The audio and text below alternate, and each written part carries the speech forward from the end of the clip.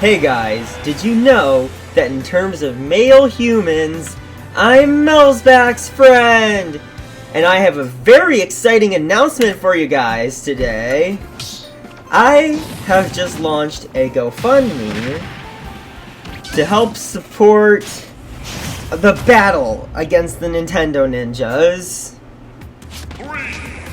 So, if you checked out the video on my TM Combustors channel, you would have seen that, you know, I'm working on developing a DRM licensed under the Hippocratic license, and there will be file formats made to support that DRM.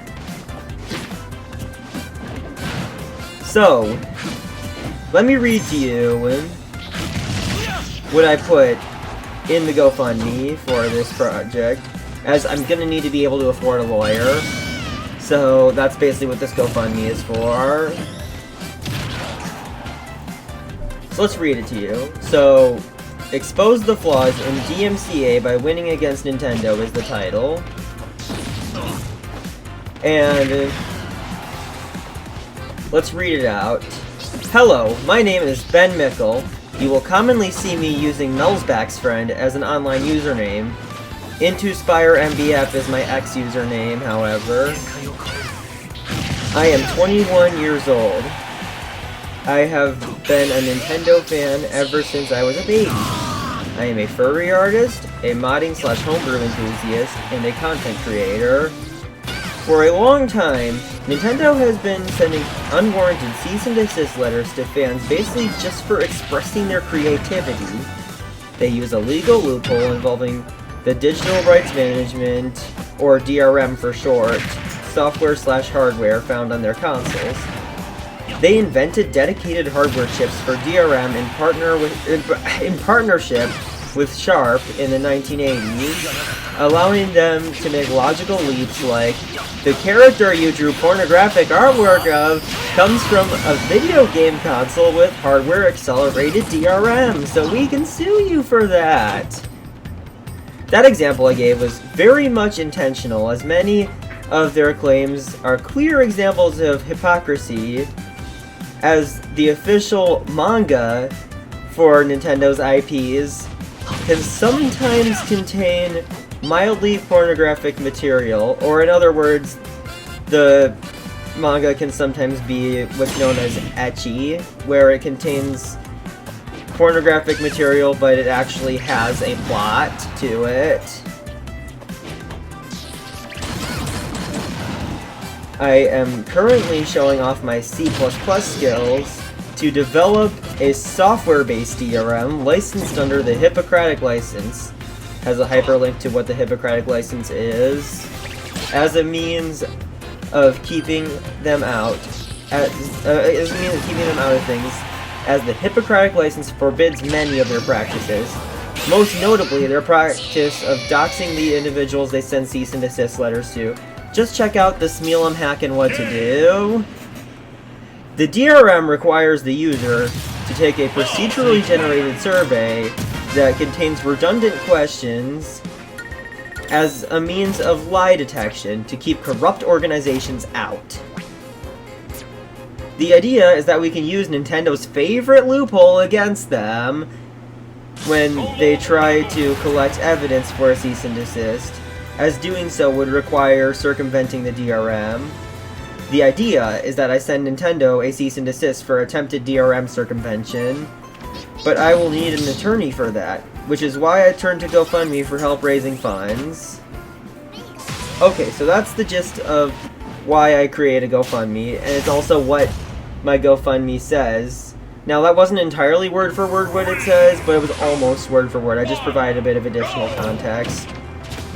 Like, I'm literally reading it on my screen right now, but providing additional context. But, of course, you can't see that because I'm editing this audio in post over Smash Bros. Gameplay. And by the way, in case you haven't figured out yet, I'm the Pikachu. So, yeah. That's the thing. I created a GoFundMe for this project, and I'm gonna overlay the QR code on screen in 3, 2, 1.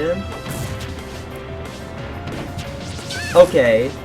Hopefully you paused the video and scanned that QR code. But if you didn't, I will put a link in the description.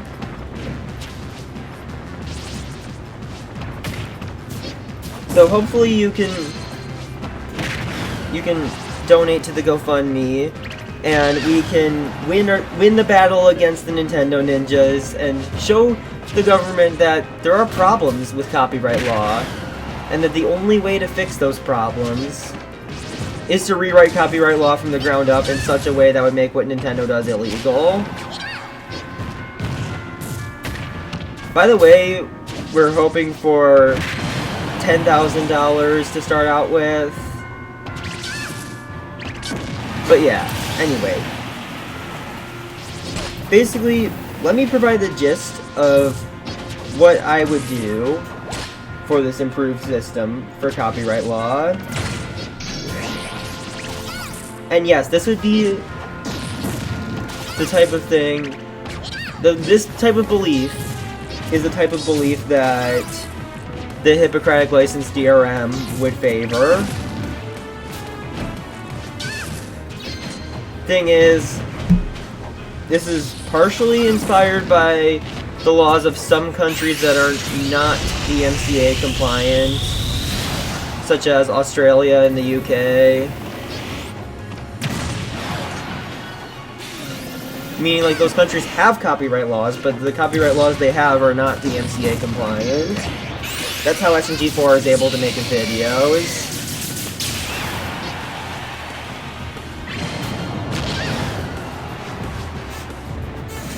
So, yeah. Thing is, the ideal system would be like, DRM circumvention only becomes illegal once you do something that causes the company to lose money, such as piracy. Meaning if you're doing it to run homebrew, that's fine. If you're doing it to play legal backups, that's fine. If you're doing it to cheat offline in video games, that's fine. If you're doing it to cheat online, that's not fine. If you're doing it to pirate a game, that's not fine. If you're doing it to pirate anything else, that's also not fine.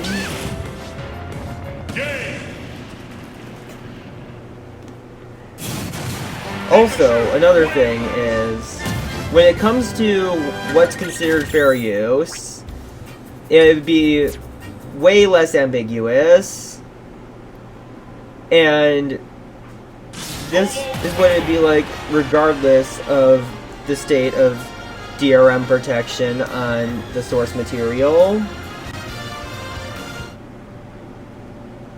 As remember what I said, DRM circumvention would only become illegal once it actually causes the company to lose money, or causes other people to be harmed in some way. So when it comes to this, it'd be like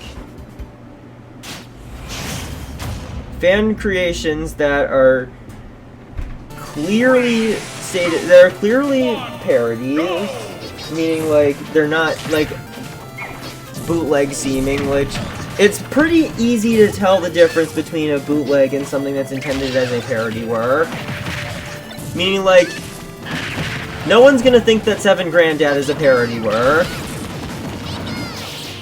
Sorry, that's my dryer.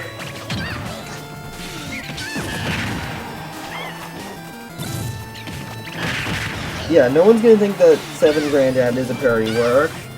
Likewise, no one's gonna think that Oversexed Evolutions is a bootleg. The thing is, parody works would almost always be allowed. There'd be really just one exception, and it's if it's paid but does not give a disclaimer saying to go check out the authors of the original thing, then it's not allowed. I mean, if it's paid and has a disclaimer telling you to check out the authors of the original thing, that's fine. Also, copyright laws would last as long as they need to, and would never interfere with preservation, meaning as soon as something's discontinued, its copyright protection, as soon as something is discontinued, its copyright protection is immediately over and cannot be renewed. In fact, this entire thing would be like copyright can only be renewed during the time it's active, can never be renewed after it expires. I don't know if that's the case currently or not, but it will be with this new system. Also, another thing is, if the creator dies, what it would be like is,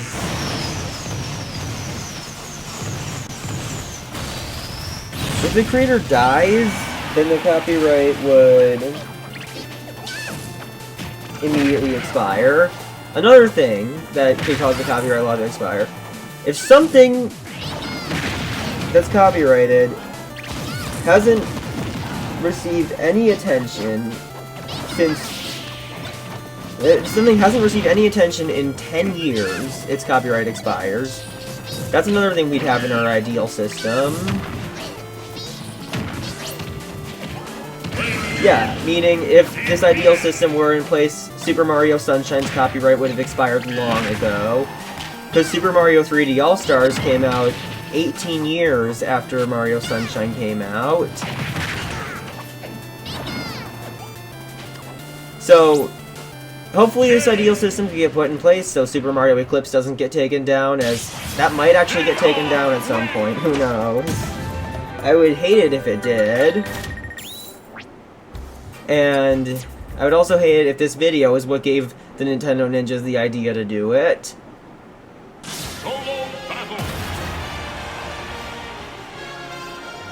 But yeah, thing is,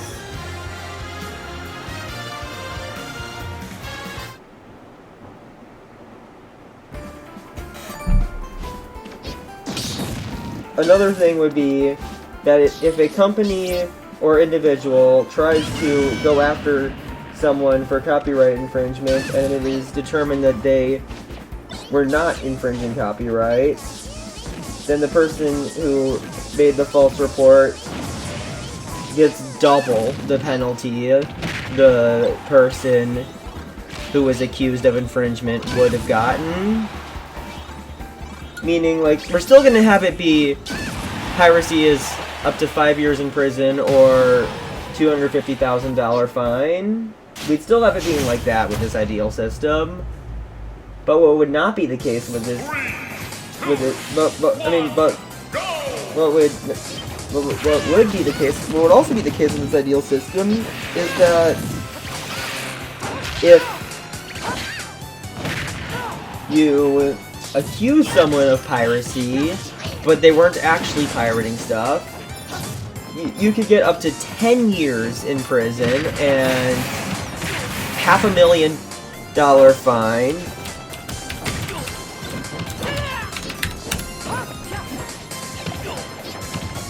Okay, let's see. Did my computer opening the screensaver stop the recording? No, it didn't. That's good. And yeah, the fine part of it, half the money from the fine would go to the person who was accused of infringement.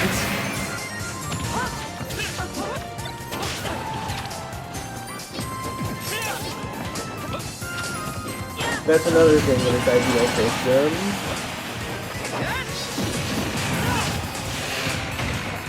Sorry, while I was editing this video, I realized that there's actually another claim I wanted to make about what this ideal copyright system would be like. And that is the xenophobia policy.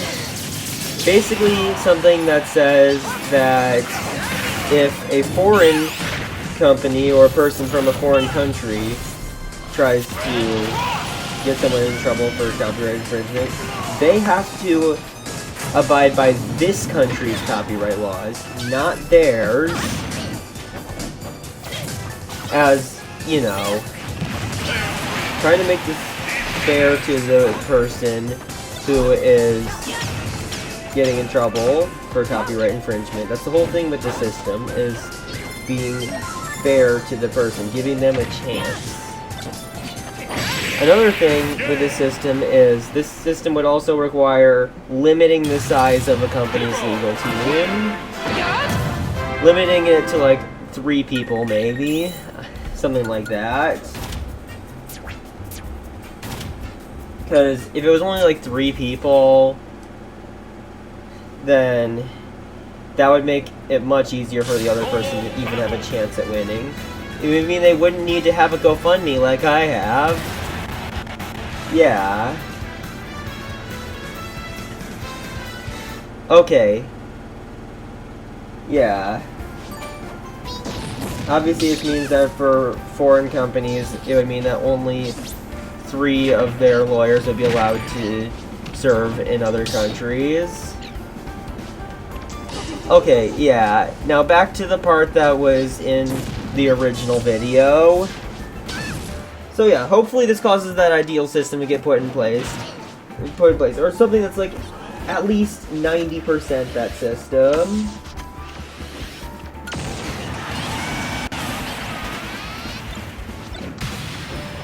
Yeah, I mean, even just 90% would be fine.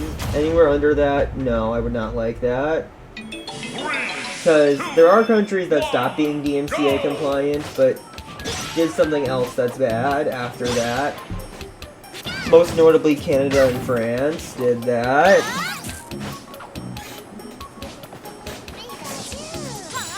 Like, Canada was DMCA compliant until 2020, and France until 2015.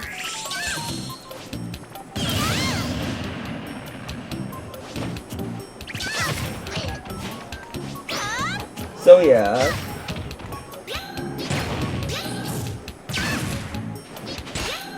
That's all I had to say. Hopefully you donate to the GoFundMe and promote it.